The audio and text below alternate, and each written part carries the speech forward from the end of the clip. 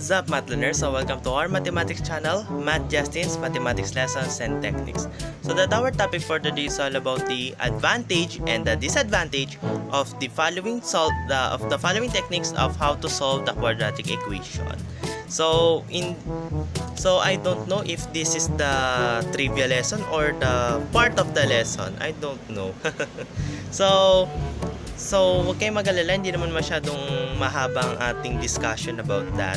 And also, for more information about this lesson, watch my video till the end.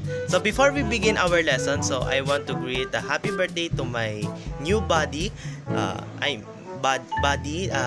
ninja episode, no? Yeah, happy birthday.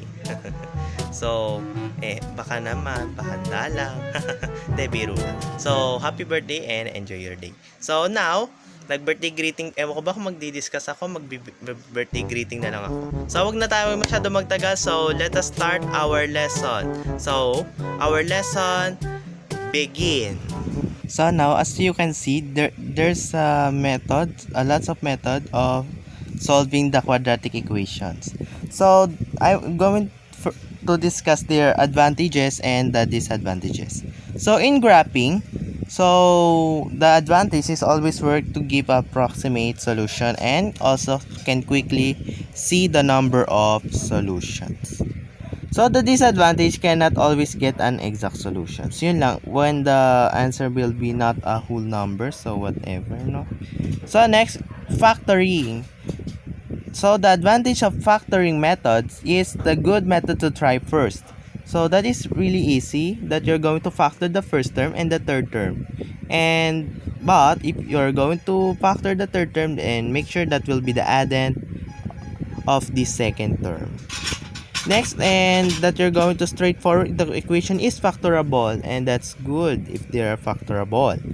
And the disadvantages, so the straightforward equation is whatever it is factorable, it means there's no brutality, no, about that.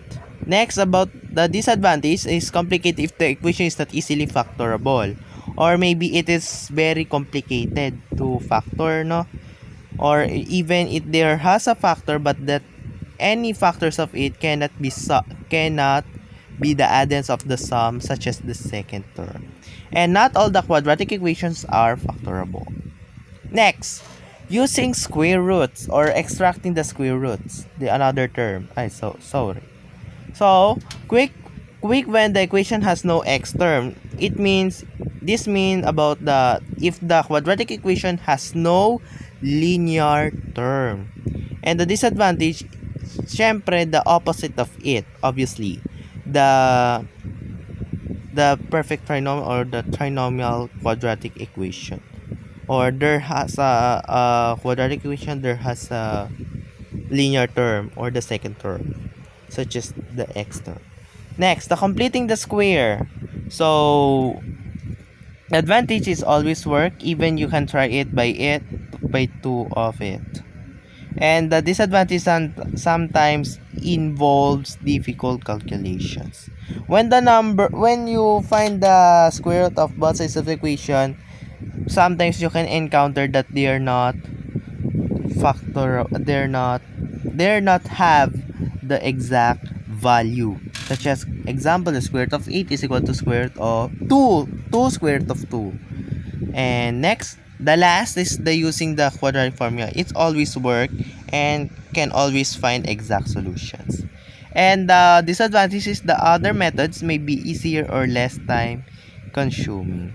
So it means why you should use the quadratic formula if those first four methods are working.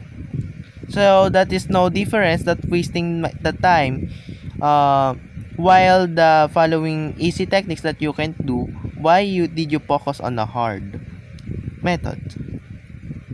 So I like I said na hindi naman tayo tatagal. So there's are the 5 methods of solving the quadratic equation, and with its advantages and disadvantages. So that's all.